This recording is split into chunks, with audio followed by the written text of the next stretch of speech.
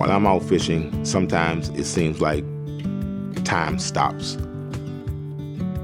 I can look around and just hear the birds chirping and just see the beautiful skies, the breeze off of the water. It just brings me so much tranquility to be out there on the water. In that moment, I'm not fishing. I'm actually just living life.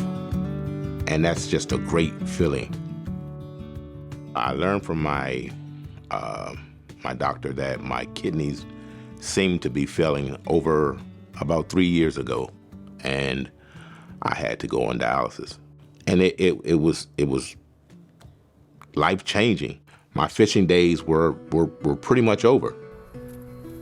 But when I first started dialysis, I started at the U.S. Renal Care Center in Silver Hill, Maryland, because of my work schedule.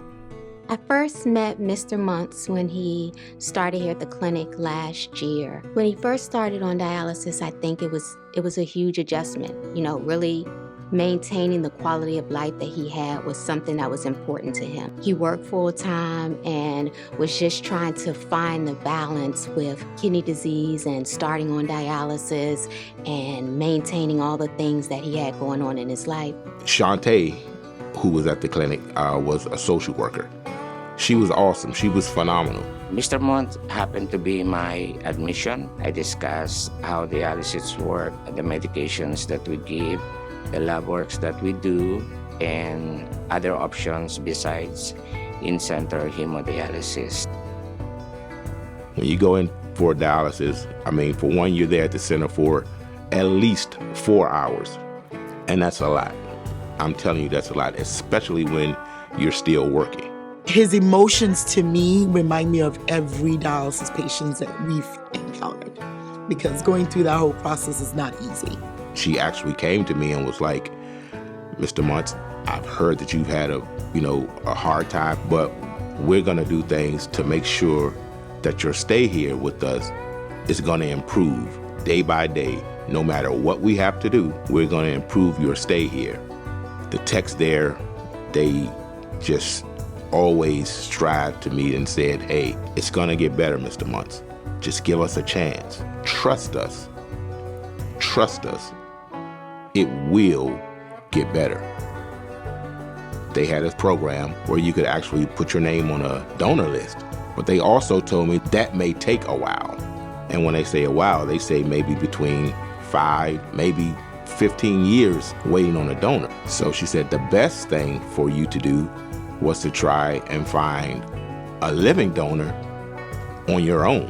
Mr. Monts was educated about transplant before he started dialysis, and it was excited that he had so many family members that were willing to get tested. All of my siblings, they went through the process, but unfortunately, nobody was a match. I was down. I felt like this is definitely the end, because there's nobody else that I can ask. When I first heard of my uncle's diagnosis, it was a shock. I didn't realize how severe or to the extent it actually was until I was told that he needed a kidney. Since I was knee-high, my uncle has been a very strong presence in my life. He's acted very closely to like a dad to me. I had lost my father, and I do not think I would have been able to tolerate another significant loss like that. The family was sort of recruited to see if any of us could be donors, and at the first opportunity, immediately, I said, oh, well, if I can do it, then that's a done deal. One day out of the blue, Amber called me and she said, hey, Uncle John, I just wanted to let you know that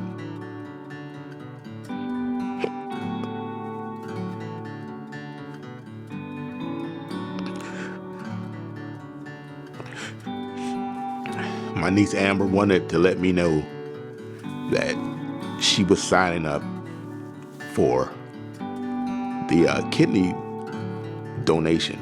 And I just didn't know what to say because I wasn't prepared for that. I wasn't looking for,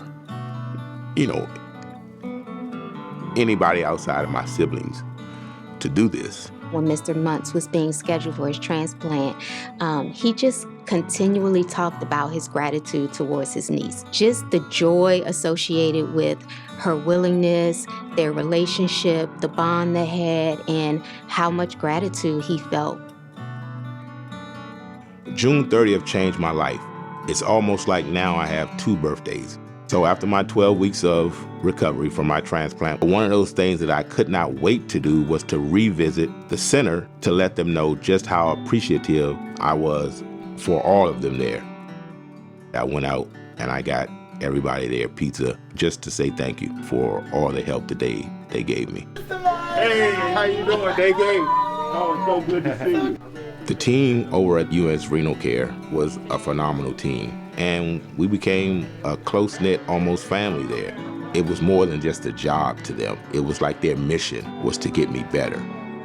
Now, I can do all of the things that I want to do. Exercising, I can go to the grocery store, and me and my fiance, we can walk around together again.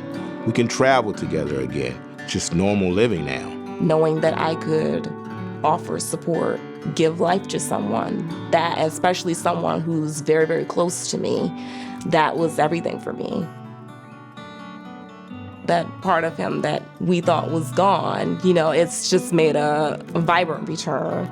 And it's beautiful to see. Just to know that my niece was willing to do something as selfless as this act just overwhelmed me so much. Because it's not something that I take lightly, and I never want her to forget how grateful I am for her act of love.